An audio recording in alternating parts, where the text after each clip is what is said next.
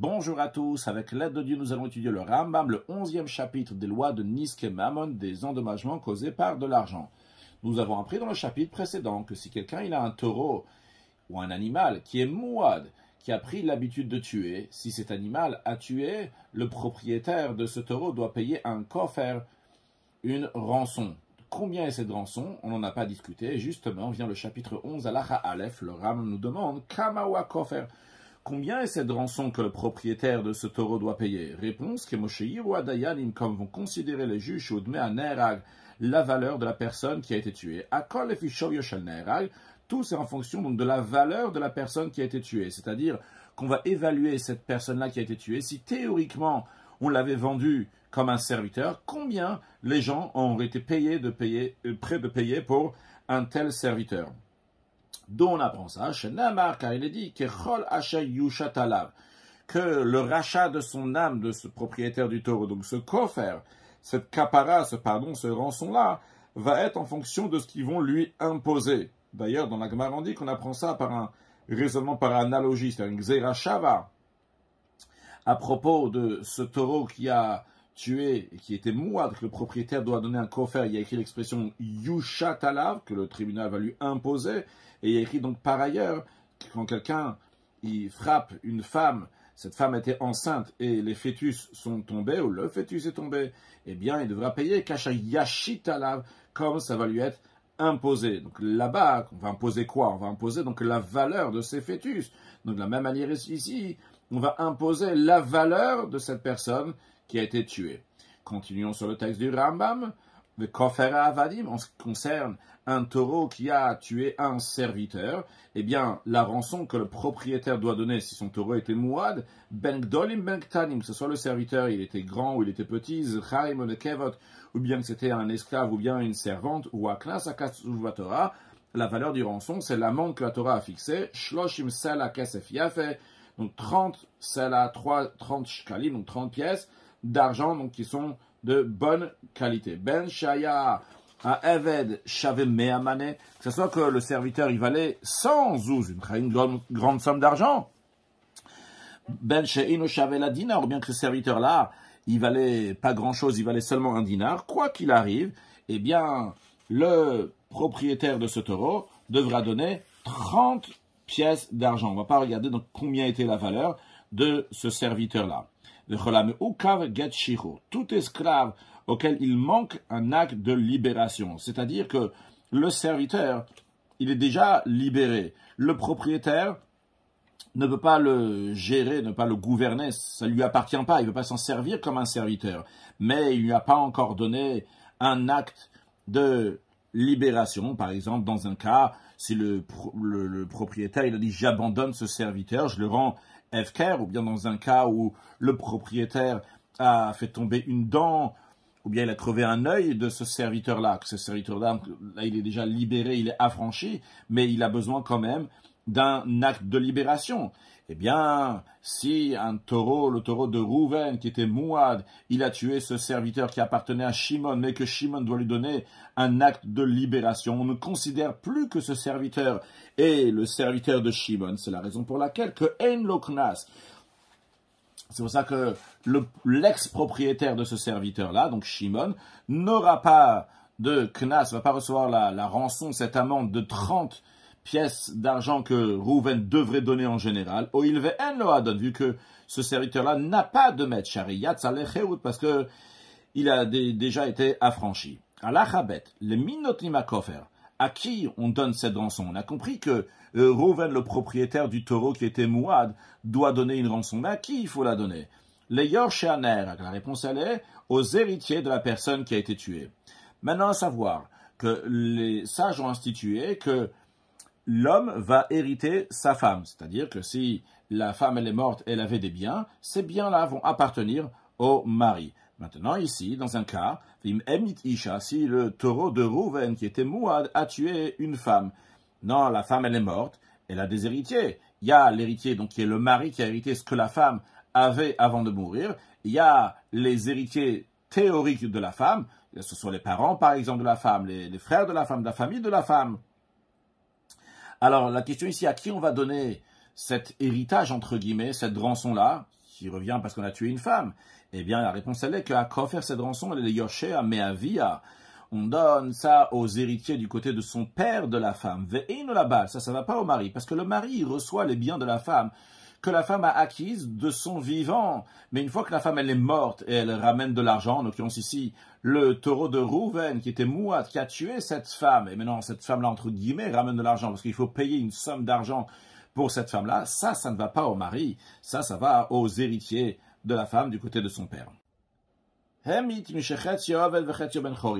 Si le taureau de Rouven a tué un être humain qui est moitié serviteur et moitié affranchi, par exemple, cette personne-là était l'esclave de Lévi et Yehuda. Lévi l'a affranchi, mais Yehuda l'a pas affranchi. Donc il est moitié affranchi, mais il est encore moitié esclave. Et le taureau de Rouven l'a tué. Alors, Noten Chatzi Aknas, Rouven devra donner la moitié de l'amende, donc 15 pièces d'argent, les rabots à son maître, à Yehuda. Ve'achetzi, et l'autre moitié, Raoiliten. Et on devrait l'évaluer pour donner ça à quelqu'un. C'est-à-dire, on devrait évaluer comme une personne qui est libre, combien d'argent elle vaut cette moitié de personne en liberté. Et cette somme-là, on devrait la donner à quelqu'un. Mais le problème, il est que il n'y a personne pour prendre cet argent-là. Parce que le serviteur, même s'il a une descendance, cette descendance-là n'est pas considérée de sa famille. C'est comme un animal qu'on ne dit pas c'est le fils de tel ou le frère de tel, etc.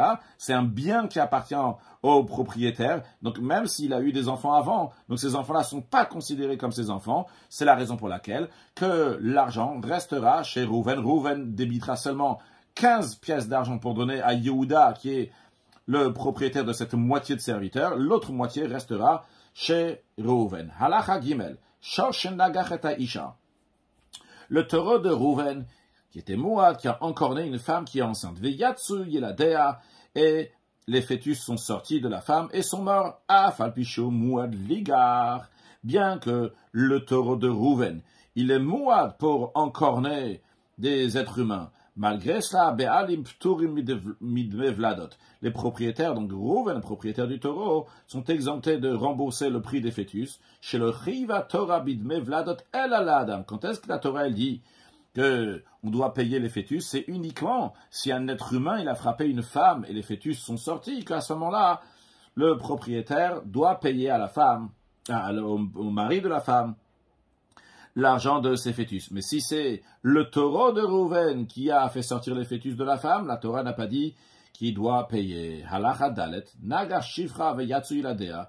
Si le taureau de Rouven qui était Mouad, il a encorné une servante qui était enceinte, non pas une femme ordinaire, mais une servante qui était enceinte, la servante de Shimon, et les fœtus sont sortis, sont morts, mais Shalem Dmevlad, dans ces cas-là, Rouven, le propriétaire du taureau, devra payer l'argent des fœtus à Shimon. Pourquoi? A priori, on vient de voir dans l'Acha Gimel que le taureau de Rouven qui a encorné l'épouse de Shimon et que les fœtus sont tombés, il ne doit pas rembourser. Pourquoi ici que c'est la servante de Shimon, il doit oui rembourser? La réponse, elle est parce que lorsque le taureau a encorné la servante de Shimon, c'est comme si que le taureau de Shimon avait encorné un âne qui est gravide, un âne qui est enceinte, et il a tué les fœtus, qui doit rembourser sur les fœtus, comme une somme d'argent, comme s'il avait endommagé quelque chose qui appartenait à Shimon.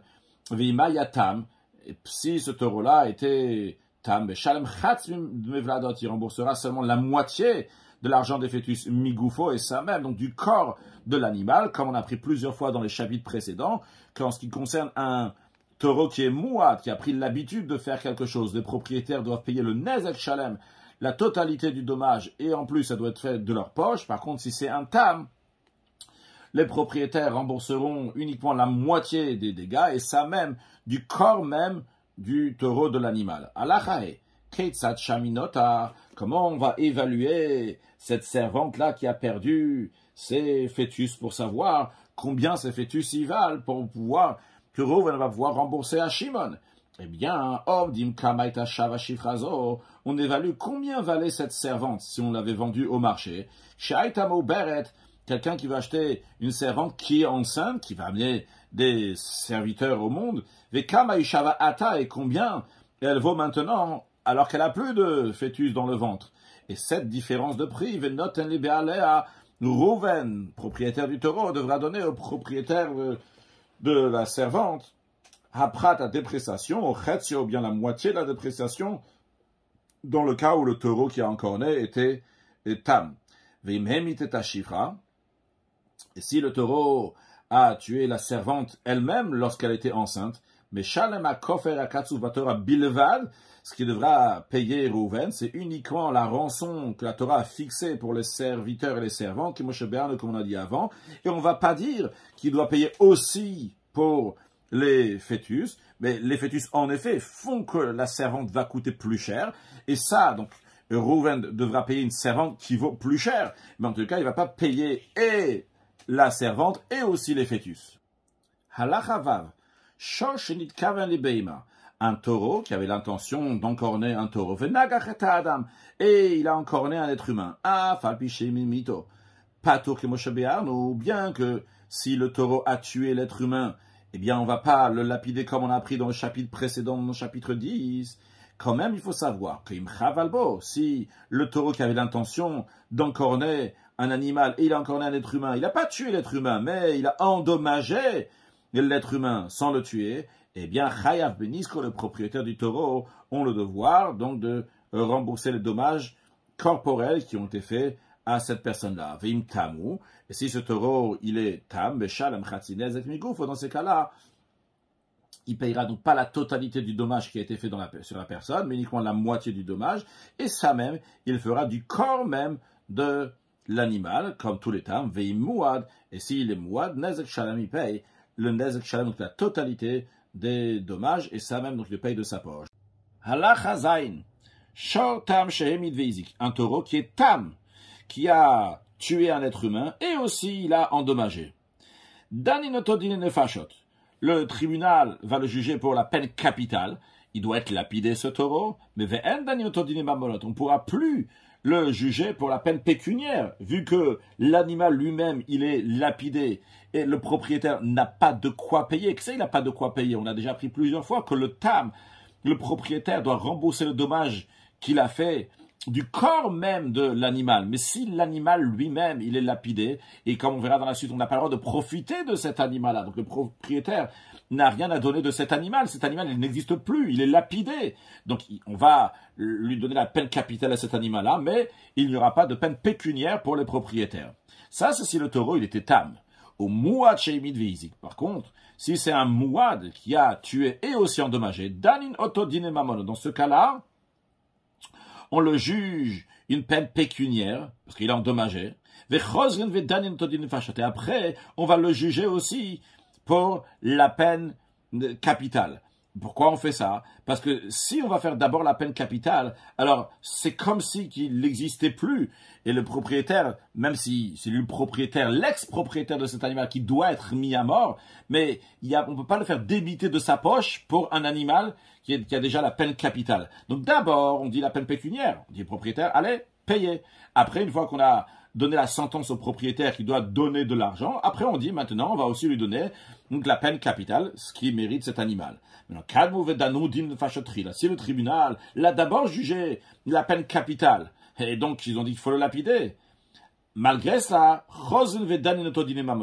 on va, après ça, quand même, le juger dîner mamonot, donc pour la peine pécuniaire. Dans ce cas-là, la question qui se pose dans la chachet, mais d'où on va pouvoir payer pour cet animal-là, d'où on va pouvoir payer, en général, le mouad qui a endommagé, c'est le propriétaire qui paye. Mais ici, vu qu'il est passible d'être lapidé, eh bien, le propriétaire n'a pas de quoi payer, ça n'a pas de quoi payer, ça n'a pas le devoir de payer, il n'y a plus de propriétaire à cet animal. Alors comment on va prendre de l'argent? Eh bien la réponse c'est que le tribunal va mettre cet animal en location pour labourer avant qu'on le lapide. Et mina shavarchish biya birdiato. Et du gain qu'on va avoir, ce qu'on va gagner du fait que ce taureau va labourer, après qu'on lui a donné sa sentence, après qu'on a décidé qu'on devait le lapider, eh bien par cela, avec cet argent-là, on va rembourser la personne qui a été endommagée. Pourquoi c'est pas le propriétaire lui-même qui va débiter de sa poche une fois qu'on a décidé que cet animal doit être lapidé? La réponse elle est chez Kevin, chez Nigmardino l'Eskila, parce que du moment où on a donné la sentence que cet animal va être lapidé, il n'y a plus de propriétaire pour qu'on dise monsieur propriétaire, vous devez rembourser les dommages. Dano, dinenefashot, ou barar. Si ils ont donné la peine capitale à ce taureau-là, et il s'est sauvé, on ne va pas le juger pour la peine pécuniaire, vu qu'il est parti, il n'y a même pas de quoi prendre maintenant de ce qui va labourer, il s'est sauvé, il n'est plus là, donc il n'y a pas de nécessité de faire ce jugement de peine pécuniaire. Halachatet, adam, un taureau qui a tué un être humain, et on lui a donné la peine capitale, on doit le lapider, et après ça, avec Dishobealav, les propriétaires l'ont consacré, et il kadosh, il n'est pas considéré consacré, parce que les propriétaires n'ont plus la main dessus une fois qu'il a eu sa sentence. De même si le propriétaire dit, je l'abandonne, il appartient à tout le monde, il n'a plus de propriétaire. Et il n'est pas abandonné. De même, c'est Mecharo, si le propriétaire il a vendu à quelqu'un d'autre. Et il n'est pas considéré vendu. Tu peux vendre ce qui t'appartient, mais ça ne t'appartient plus. Dans un cas où ce taureau qui a tué se trouvait chez un gardien, et ce gardien, donc une fois que le taureau a eu la sentence d'être mis à mort, il a ramené au propriétaire. Il a ramené donc au propriétaire. Et il a chazara, c'est pas considéré ramener au propriétaire. Ce gardien-là, on va lui dire, écoute, tu n'as rien ramené au propriétaire, ce taureau-là n'existe plus, il doit mourir, tu dois lui donner un autre taureau. Shrato. Et si quelqu'un l'a abattu, besaro asubanaya. On n'a pas le droit de profiter de sa chair, parce que le shor a niskal, le taureau, donc il va être lapidé, on n'a pas le droit de profiter de sa chair. Dans quel cas ça s'applique? Tout ce qu'on vient de dire, c'est une fois qu'on a déjà donné la sentence que cet animal doit être mis à mort, doit être lapidé. Mais si on n'a pas encore donné la sentence, s'il a sanctifié, eh bien, il est consacré, il est consacré. Veimifkiro, s'il a abandonné Aruav, qu'elle est considérée abandonnée. Veimechao, s'il a vendu Mahu, il est vendu. Herziro Shomer Libaalav, si le propriétaire, si le gardien l'a ramené au propriétaire avant, donc la sentence, à Rezemurza, il est considéré qu'il a rendu. Veimkadam Ushrato, si quelqu'un, donc a fait la shrita avant, Rezemuta Bach, on a le droit de le manger, parce qu'il n'y avait pas encore la sentence qui le rend interdit. Halachayud, Shor Shelonigmar Dino. Un taureau qui a tué. Et on n'a pas encore donné la sentence. Il s'est mélangé avec d'autres taureaux qui n'ont pas tué, ils n'ont rien fait les autres. Kulam Pturim. Tous ces taureaux-là, donc on ne va pas les lapider. Pourquoi les fichiers? Parce que pour conclure, donner la sentence du taureau, c'est uniquement si le taureau il est là, littéralement devant le taureau, qui est dina Adam, comme la loi d'un être humain, que quand est-ce qu'on peut lui donner une sentence uniquement si lui, il est là, vu que maintenant il s'est mélangé avec des autres, on ne peut pas le juger. Si la sentence a été donnée et il s'est mélangé avec des autres, même s'il s'est mélangé avec 1000, tous ils vont être lapidés et après enterrés, comme tous ceux qui sont lapidés qu'on les enterre, et on n'a pas le droit d'en profiter donc de tous des 1000, comme la loi de tous les animaux qui sont lapidés. Halacha Yudalef. Paramoberet. Une vache gravite chez Mita Adam qui a tué un être humain. De même, tout animal qui est gravite chez Nevreba Avera, dans lequel on a fait une Avera, par exemple, qui s'est couplé avec un homme. Eh bien, le fœtus, il est comme elle. Hivu Baranakra, vu que c'est aussi bien elle et son fœtus qui a encorné. Hivu Baranibia, elle et son fœtus qui ont été accouplés, donc ils sont passibles ensemble de leur sentence de mort. Halacha Yudbet. Nakra ve'emita. Si la vache, elle a encorné, elle a tué quelqu'un. Ve'achar kach nitabra. Après qu'elle a encorné, elle est devenue gravide. Imat shelonigbar dina nitabra. Si c'est avant qu'on a fini donc la sentence, avant qu'on a donné la sentence qu'elle est tombée enceinte, qu'elle est devenue gravide, et aussi elle a accouché, elle a mis bas avant, eh bien, Vladamuta, ce fœtus-là, il est permis, parce que ce fœtus-là, il n'a pas participé à la Avera, non, il est ni dans la sentence. La vache, elle a encorné aujourd'hui, elle est tombée enceinte demain, et la miba dans 5 mois, et le gmardin, c'était dans 6 mois. Eh bien, ce fœtus-là, il est permis. Cet enfant, ce petit est permis. Vimial d'achak gmardin. Par contre, si elle a encore né aujourd'hui, elle a tué donc aujourd'hui, et elle est tombée gravide demain, et dans 3 mois, on a fait le gmardin, donc la sentence, et après, elle a accouché. Bien, vladaso. Ce fœtus-là, il est interdit. Pourquoi? Parce que le fœtus, comme la hanche de la mère. Et si ce fœtus-là, il s'est mélangé, ce petit, qui est déjà né, il s'est mélangé avec des autres, eh bien, continuez de couler l'équipe, on met tous dans une petite cellule, jusqu'à qu'ils vont mourir là-bas, parce qu'on craint qu'il va venir en profiter alors qu'on n'a pas le droit. Un taureau qu'on a dit qu'il doit être lapidé parce que des témoins ils sont venus, ils ont dit que ce taureau-là de Rouven, il a tué un être humain. Chez Ouzamoïda, ces témoins-là, on a montré que c'était des menteurs. Par exemple, ils ont dit que c'était tel et tel jour que le taureau de Rouven, il a encore né tel et tel humain et il l'a tué. Mais il y a 2 autres témoins qui sont venus, ils ont dit, mais tel et tel jour, vous étiez complètement ailleurs, c'est impossible, vous étiez ici. Eh bien, vu que c'est des faux témoins, donc en effet, ce taureau-là, on va pas le lapider. Eh bien, ce taureau-là, Kola Kodembo, tout celui qui va devancer, qui va le prendre en premier pour l'acquérir, Zacha, ça va lui appartenir à lui. Pourquoi? Parce que du moment où il y a la sentence qu'on va le lapider, les propriétaires l'ont abandonné, ils vont dire, on pourra jamais on pourra jamais faire quoi que ce soit avec ce taureau-là, laisse tomber, c'est fini. Donc, vu qu'ils ont fait Hefker, quand il s'avère qu'il faut pas le tuer, le premier qui vient le prend, c'est à lui. Par contre, si les 2 témoins, les faux témoins, qu'est-ce qu'ils avaient témoigné de base? Ils avaient dit que le propriétaire s'est accouplé avec ce taureau-là. Et le propriétaire du taureau, il a amené des témoins que c'est pas vrai. Dans ces cas-là, on dit pas que le taureau, il est abandonné.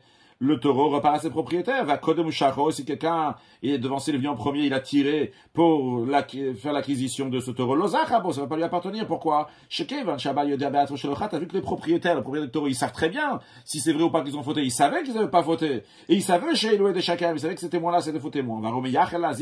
Et il espère, il en attend de montrer que c'est des faux témoins. Loïvkir, il n'a pas fait, FK, il n'a pas abandonné. Conclure avec un mot de Chassidut, on a vu que le Ubar, c'est Yerechimo, que le fœtus, c'est la hanche de sa mère, d'où l'importance de tout ce que la mère, elle mange, tout ce que la mère, elle entend, tout ce que la mère, elle fait pendant que le fœtus, il est dans le ventre. C'est une importance énorme. L'éducation commence déjà là-bas. On raconte une histoire que des gens, un couple est rentré chez le rabbi avec un enfant d'1 an. Ils nous demandaient, rabbi, quand est-ce commence l'éducation? Le rabbi a demandé quel âge il a, lorsqu'on lui a dit qu'il avait 1 an. Le rabbi a dit, ça a commencé il y a 2 ans. Mashiach now, une excellente journée.